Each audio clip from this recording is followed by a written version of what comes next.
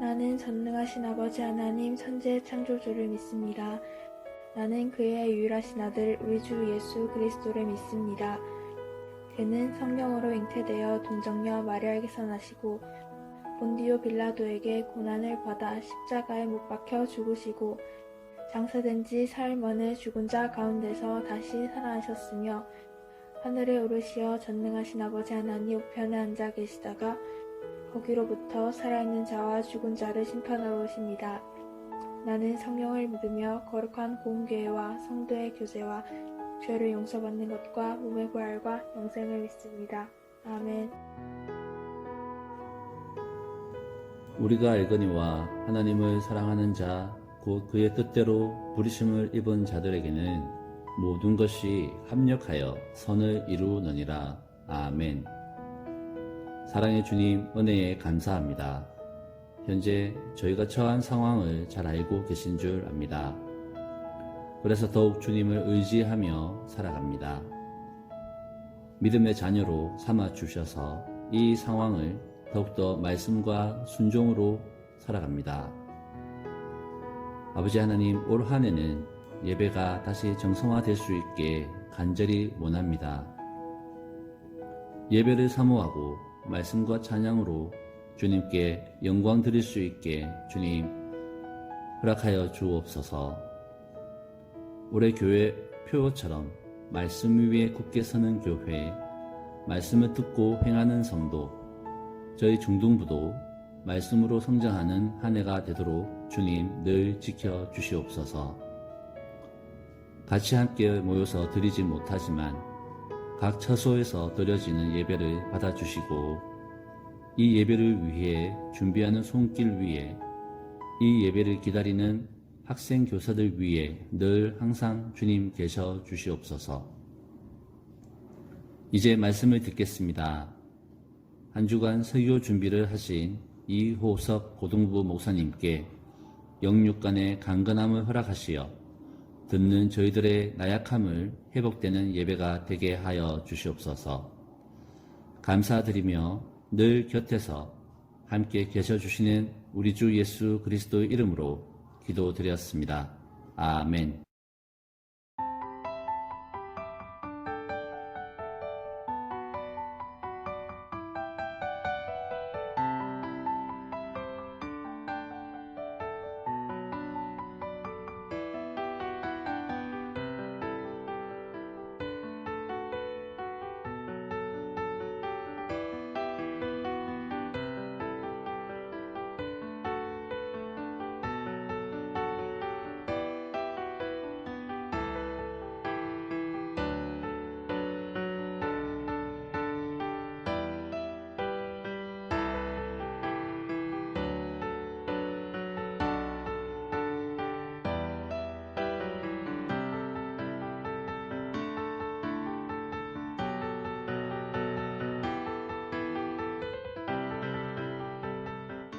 오늘 다 함께 살펴볼 하나님의 말씀은 창세기 3장 1절에서 7절 말씀입니다. 다 함께 읽겠습니다. 그런데 뱀은 여호와 하나님이 지으신 들짐승 중에 가장 간교하니라. 뱀이 여자에게 물어 이르되 하나님이 참으로 너희에게 동산 모든 나무의 열매를 먹지 말라 하시더냐. 여자가 뱀에게 말하되 동산 나무의 열매를 우리가 먹을 수 있으나 동산 중앙에 있는 나무의 열매는 하나님의 말씀에 너희는 먹지도 말고 만지지도 말라 너희가 죽을까 하노라 하셨느니라. 뱀이 여자에게 이르되 너희가 결코 죽지 아니하리라. 너희가 그것을 먹는 날에는 너희 눈이 밝아져 하나님과 같이 되어 선악을 알 줄 하나님의 아심이니라. 여자가 그 나무를 본즉 먹음직도 하고 보암직도 하고 지혜롭게 할 만큼 탐스럽기도 한 나무인지라. 여자가 그 열매를 따먹고 자기와 함께 있는 남편에게도 주매 그도 먹은지라. 이에 그들의 눈이 밝아져 자신들이 벗은 줄을 알고 무화과 나무 잎을 엮어 치마로 삼았더라. 더 이상 죄의 노예로 살아가지 맙시다 라는 제목으로 이호석 목사님 설교하실 때 많은 은혜 받으시길 바랍니다. 와우 친구들 반가워요. 예, 뚱땡이 목사님이에요. 예, 어디서 이 인사 많이 보지 않았나요? 예, 김계란 형이 복귀했기 때문에 장난삼아 한번 따라해봤습니다. 지난주에 말씀을 혹시 기억하는지 모르겠습니다. 지난주에 우리 하나님께서 천지를 창조하셨고 그 창조하신 것이 이렇게 하나님의 일종의 나라라고 표현을 했는데 그냥 대충 얼버무리면서 넘어갔었죠. 근데 중요한 것은 거기에 지어진 선악과를 볼 때 무슨 생각을 해야 된다고 했었죠? 아, 나는 하나님께서 만드신 작품이야. 그래서 저것을 볼 때마다 동산 중앙에 있는 저 선악을 알게 하는 나무를 볼 때마다 나는 하나님을 예배해야 되는 존재야. 나는 하나님의 작품이야 라고 이렇게 얘기를 했었습니다. 자, 그거에 이어서 조금 더 설명을 좀 보태면서 앞으로 좀 더 내용을 더 나가려고 합니다. 혹시 나라의 3요소가 먼저입니까? 국가의 3요소 적혀있죠? 네. 무엇일까요? 첫 번째, 영토입니다. 나라라고 칭할 때 꼭 세 가지는 있어야 되는데 그 중에 한 가지는 고유의 영토가 있어야 된다는 겁니다. 자, 1번 고유의 영토 보이나요? 네. 뭐죠? 뭐 고유의 영토. 네. 이 영토라고 할 때 그러면 하나님께서 이 땅을 창조하셨습니다. 창조하셨죠. 그리고 공간을 만드셨다라고 봅니다. 그리고 그 공간 가운데서도 에덴이라는 특별한 영역을, 이 영토를 따로 구분하셨어요. 자, 하나님 나라가 있지만은 여기 중앙에 이렇게 표현해 볼게요. 에덴이라는 곳을 따로 구별하셨어요. 그리고 두 번째, 국가의 3요소라고 할 때 두 번째 요소가 무엇일까요? 바로 사람이 있어야 되겠죠. 국민, 그 나라에 살아가는 그 사람들, 국민들이 있어야 됩니다. 하나님 나라로 만약에 치면은 이 나라, 하나님 나라의 국민은 누구일까요? 바로 아담이었습니다. 아담이라는 사람이 한 사람이 어떻게 나라의 국민을 다 할 수 있을까요? 이렇게 얘기하지만은 일종의 대표성의 원리를 가지고 있다는 겁니다. 이 대표성의 원리라는 말은 좀 어려운 말이라서 다음에 기회가 되면은 한 번 더 설명을 할게요. 예, 일단은 국민을 대표해서 아담이라는 사람이 있었습니다. 그렇다면은 나라의 3요소 중에서 세 번째 바로 주권이라는 겁니다. 주권. 이 주권이라는 게 사실상 뭐 굉장히 좀 중요한 부분이에요. 왜냐면은 이 주권이 누구에게 있느냐에 따라 그 나라의 색깔이 정해진다는 거예요. 그리고 이 주권을 누가 가지고 있느냐에 따라 이 나라의 방향도 달라진다는 거예요. 가령 이 나라의 주권이 국민들에게 있다. 그러면 민주주의가 되는 거죠. 그런데 어떤 한 사람에게 있다? 그러면은 독재 정권이 되는 거죠. 그런데 이 주권이 만약에 빼앗기게 되었다. 그러면은 식민국가가 되어버려요. 간단하게 말하면요. 예. 그만큼 이 주권이 중요하다는 거예요. 그러면 이 주권을 하나님 나라에서 이 주권을 나타내는 게 무엇이었을까요? 바로 지난주에 얘기했던 선악과였습니다. 이 선악과가 어떻게 주권이 될 수 있나요? 라고 할 때 질문을 한다면은 이 선악과를 먹는 것, 먹지 않는 것, 먹지 않음으로써 하나님에게 이 나라가 주권이 하나님께 있다는 것을 말하는 거겠죠. 예. 즉 내가 선악과를 볼 때 나는 하나님의 작품이야. 다르게 말하면은 나는 하나님 나라의 백성이야 라고 표현할 수가 있겠죠. 예. 하나님 나라의 백성으로서 이 아담이 이 선악과를 안 먹었습니다. 선악과를 볼 때마다 나는 하나님의 작품이야. 나는 하나님께서 만드신 정말로 귀한 존재야. 나는 하나님 나라의 백성이야 라고 생각하며 하나님을 예배하면서 살았어요. 그런데 어느 날 하나님께서 이 아담을 보실 때 좀 안타까워 보이는 거예요. 참 혼자 지내는 게 왜 이리 불쌍해 보이지? 노총각 냄새나. 뭐 이렇게 하지 않았겠죠. 재미삼아 이렇게 한 겁니다. 예. 그래서 하나님께서 아담으로 하여금 잠들게 하셨어요. 잠들게 하셔가지고 한 사람을 만드는데 바로 그 사람이 누구예요? 여자입니다. 아담의 갈비뼈를 취하셔서 이 여자를 만드셨어요. 여자를 만드시고 난 후에 이 여자를 아담 앞에 데리고 오니까 아담이 이렇게 고백하는 거예요. 와, 내 뼈 중에 뼈요, 내 살 중에 살이로다. 내가 이 하와를 봤었을 때 나와 똑같은 저 사람은 나와 하나 된 몸이야. 내 거야. 아니 내 거 그 이상의 그 나와 완전한 하나야. 라는 뭔가 이렇게 시적이고 아름다운 표현을 한 거야. 야, 근데 이게 참 그래요. 아무튼 그래서 이 여자와 함께 아름답게 지냈어요. 이 하나님 나라에 대해서 규칙에 대해서 성경은 말하고 있지 않지만은 분명 아담이 이 하와인 여자에게 가르쳐 주지 않았을까요? 저 선악과를 볼 때마다 우리는 하나님의 작품이라는 거 알아야 됩니다. 우리는 저 선악과를 볼 때마다 하나님을 예배해야 돼요. 당신이 나와 하나이듯이 우리는 하나님 안에 하나요, 뭐 하나님의 작품이에요, 국민이에요, 뭐 이렇게 이 에덴 동산을 살아가는 방법들을 얘기해 줬을 거예요. 그런데 오늘 읽었던 본문 누가 등장할까요? 뱀이라는 애들. 이 뱀에 대해서 설명할 때 가장 뭐라고 얘기해요? 간교하다라고 얘기해요. 그러면서 이 뱀이 이 여자에게 다가갑니다. 질문을 하죠. 1장입니다. 뱀이 여자에게 물어 이르되 하나님이 참으로 너희에게 동산 모든 나무의 열매를 먹지 말라 하더냐. 질문을 이렇게 딱. 근데 이 여자의 대답이 조금 애매하게 대답을 해요. 중요합니다. 2절일까 3절입니다. 여자가 뱀에게 말하되 동산 나무의 열매를 우리가 먹을 수 있으나 3절 동산 중앙에 있는 나무의 열매는 하나님의 말씀에 너희는 먹지도 말고 만지지도 말라. 너희가 죽을까 하노라 하셨느니라. 잘 봐요. 2절은요. 여자가 뱀에게 말하되 동산 나무의 열매를 먹을 수 있으나 3절 동산 중앙에 있는 나무의 열매는 하나님의 말씀에 너희는 먹지도 말고 만지도 말라. 어떻게 보면 맞는 말이에요. 근데 약간 사실이 아닌 부분이 좀 약간 과장된 느낌 있잖아요. 하나님께서 분명 먹지 말라고 하셨지 이것을 만지지도 말라? 이렇게 얘기하지는 않으셨어요. 그러니까 일종의 약간의 과장법이 솔직히 좀 들어간 것 같아요. 그러니까 뱀이 다가와서 여자에게 말해요. 결탄코 죽지 않을 거야. 이걸 먹는 순간 너희는 하나님처럼 될 거야 라고 얘기해요.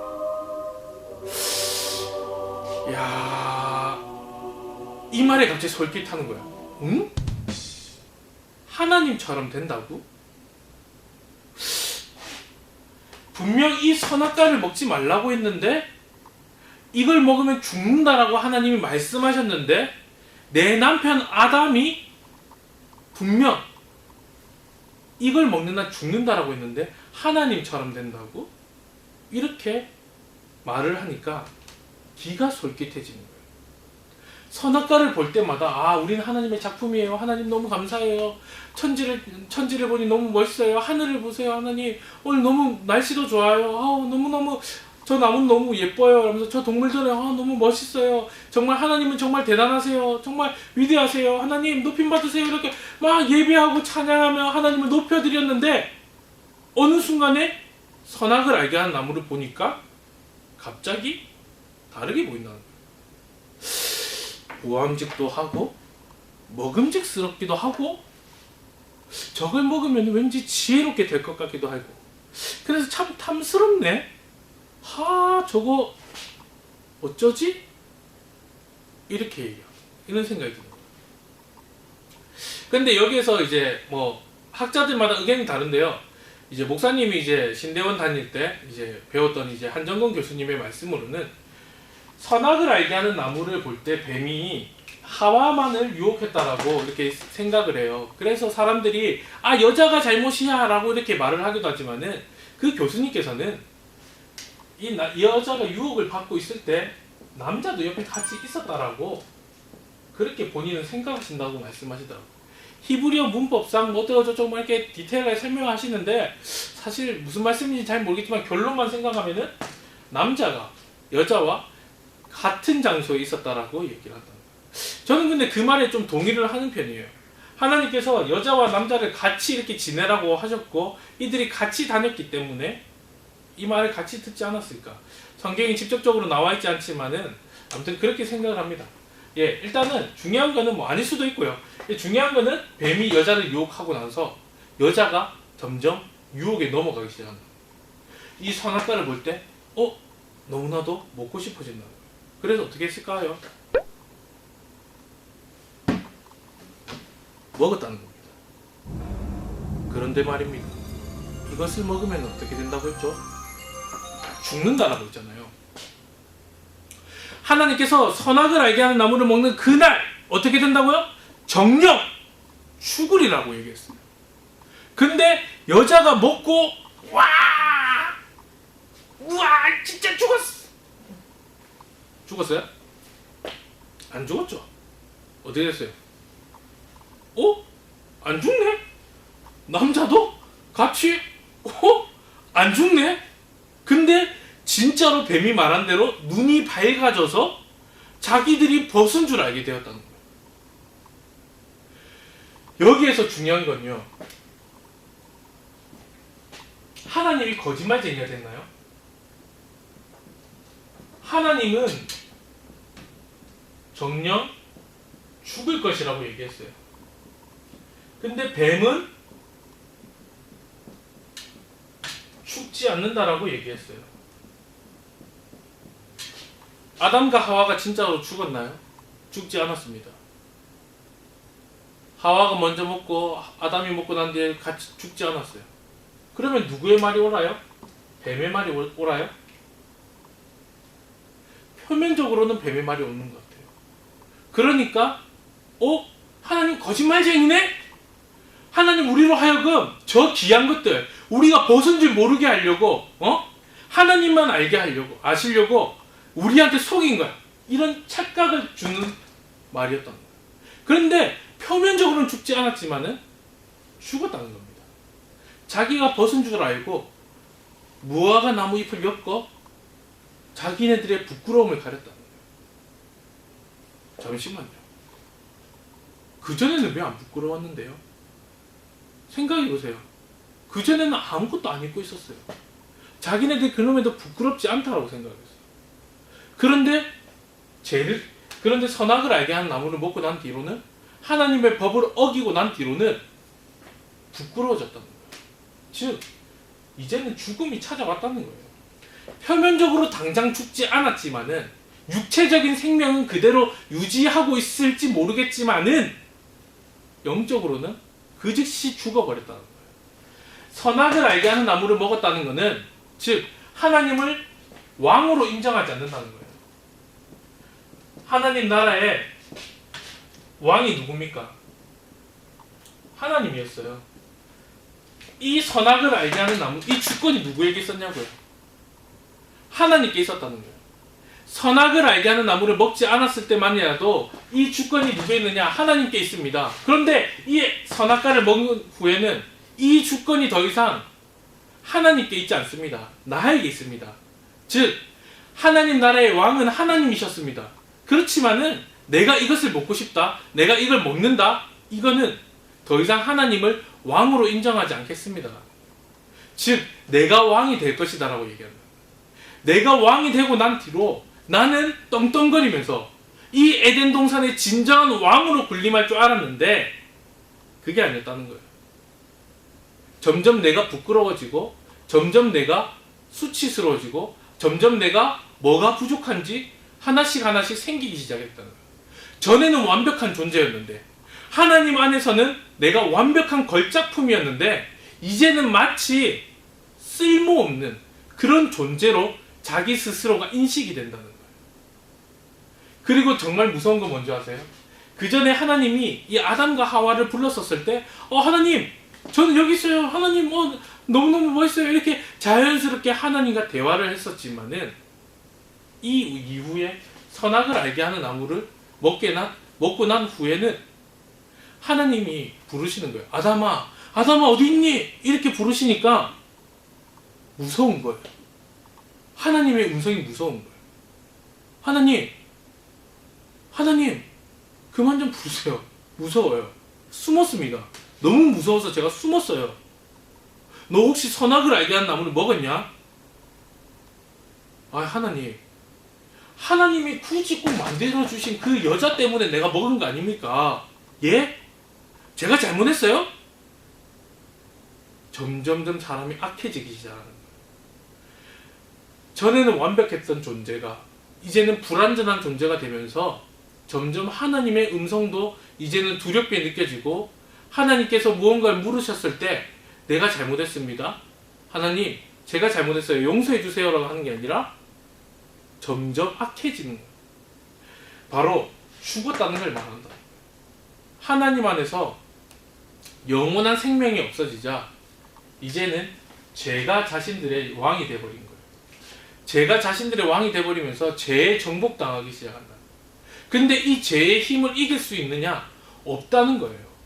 선악을 알게 하는 나무의 가시를 먹었었을 때 내가 왕이 될 줄 알았는데, 내가 왕이 되는 게 아니라 뱀에게 속아서 죄의 노예가 되어버린 거예요. 나는 더 이상 하나님의 자녀가 아닌 내가 하나님보다 더 위에 있는 왕이 될 거야 라고 생각해서 이 선악을 알게 하는 나무, 이걸 먹으면 지혜롭게 될 거야 라고 먹었지만은 정작 나는 죄의 노예가 되어버렸다. 안타깝죠?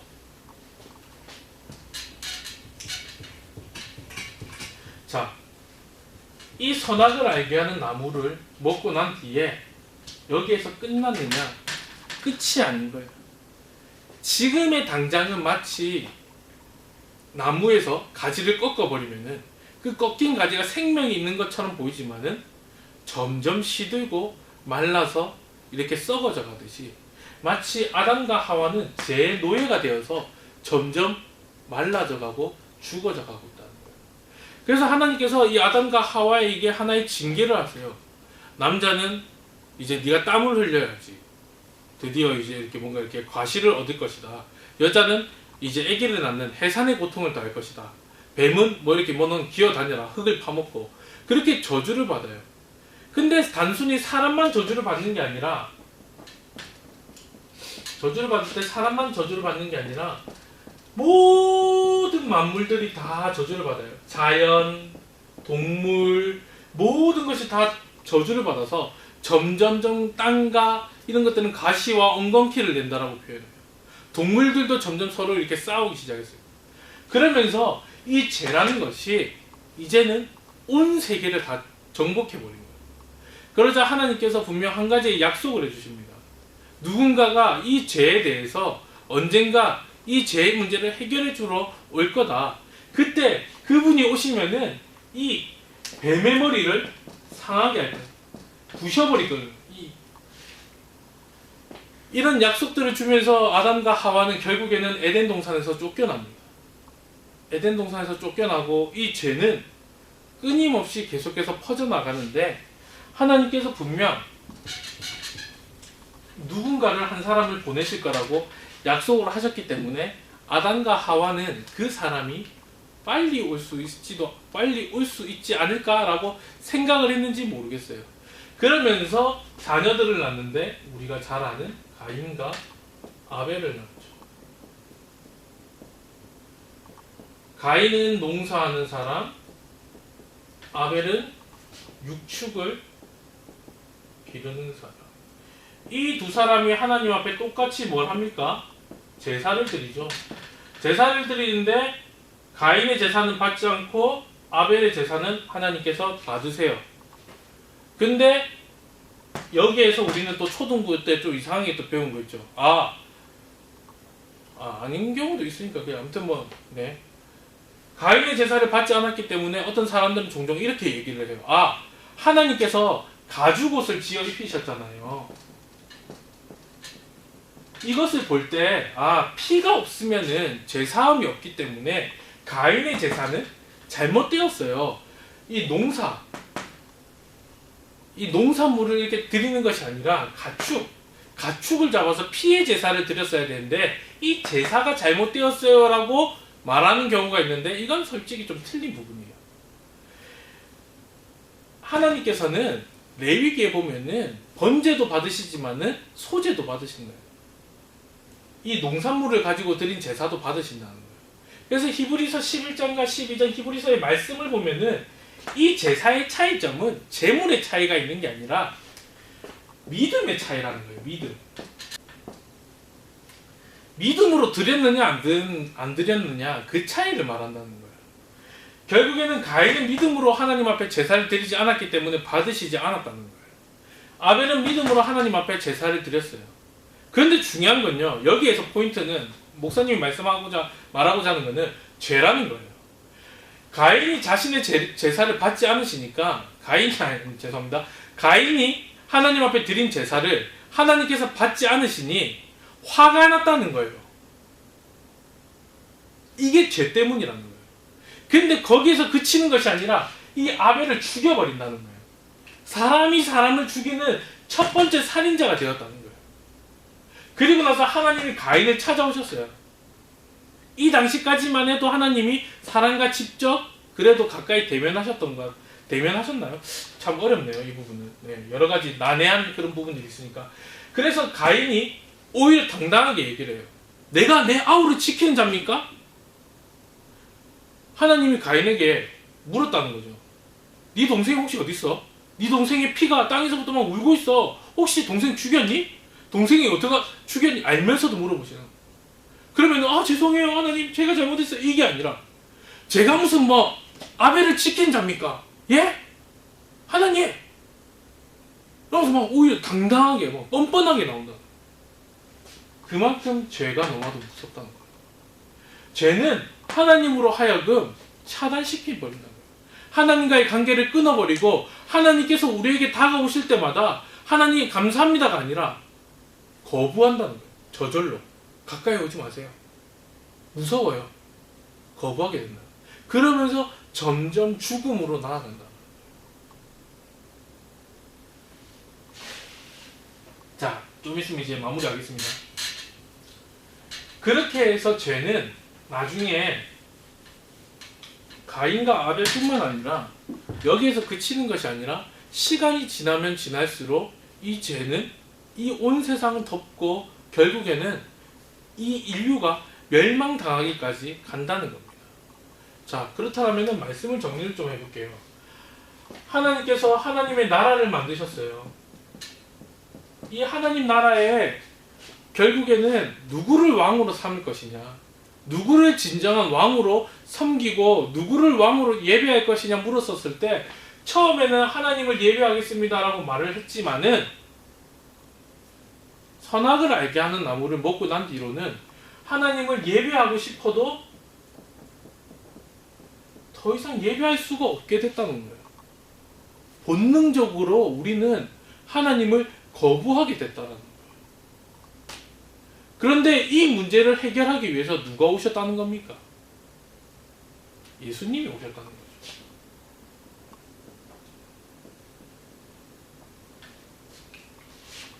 예수님께서 우리 가운데 오셔서 우리의 죄를 용서해 주시고 그리고 부활해 주셨기 때문에 이 죄의 문제를 해결해 주셨기 때문에 우리는 하나님 앞에 예배할 수 있다는 겁니다.